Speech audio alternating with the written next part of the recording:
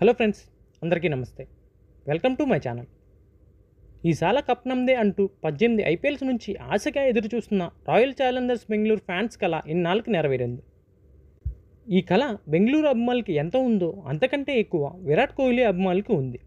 వారి నిరీక్షణ ఫలించింది. 2025 ఐపీఎల్ ఛాంపియన్గా బెంగళూరు ట్రోఫీని ఎత్తుకుంది. అహ్మదాబాద్ వేదికగా నరేంద్ర మోదీ స్టేడియంలో పంజాబ్తో జరిగిన ఐపీఎల్ ఫైనల్ మ్యాచ్లో ఆర్సీబీ విజయం సాధించింది. మొదటి బంతి నుంచి చివరి బంతి వరకు ఉత్కంఠంగా సాగింది ఈ మ్యాచ్. పలుమార్లు విజయం ఇరు జట్ల మధ్య దోబూచులాడుతూ వచ్చింది. చివరికి బెంగళూరుకి విజయం వరించింది.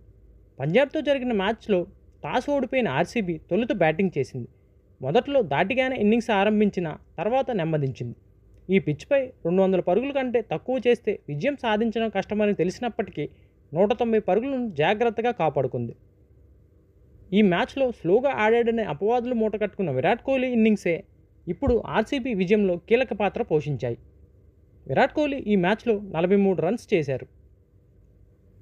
191 పరుగుల లక్ష్యఛేదనలో బరిలోకి దిగిన పంజాబ్ మొదట్లో ధాటిగా ఆడింది. ఫోర్త్ ఇన్నింగ్స్ ప్రారంభించి తమ ఆట తీరు ఎలా ఉంటుందో చెప్పింది.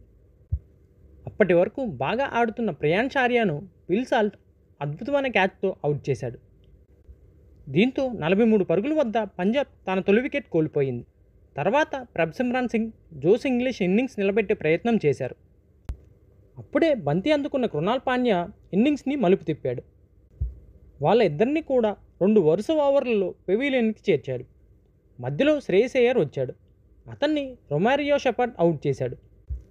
ఐపీఎల్లో అద్భుతమైన ఇన్నింగ్స్తో పంజాబ్ను ఫైనల్ వరకు తీసుకొచ్చిన కెప్టెన్ అయ్యర్ కీలకమైన మ్యాచ్లో కేవలం 1 పరుగు మాత్రమే చేసి అవుట్ అయ్యారు. ఈ 3 వికెట్లు వెనువెంటనే పడడంతో పంజాబ్ ఇన్నింగ్స్ నెమ్మదించింది. రిక్వైర్డ్ రన్ రేట్ పెరుగుతూ వచ్చింది. నేహల్ వధేరా వేగవంతమైన ఇన్నింగ్స్ ఆడే ప్రయత్నం చేసి అవుట్ అయ్యాడు.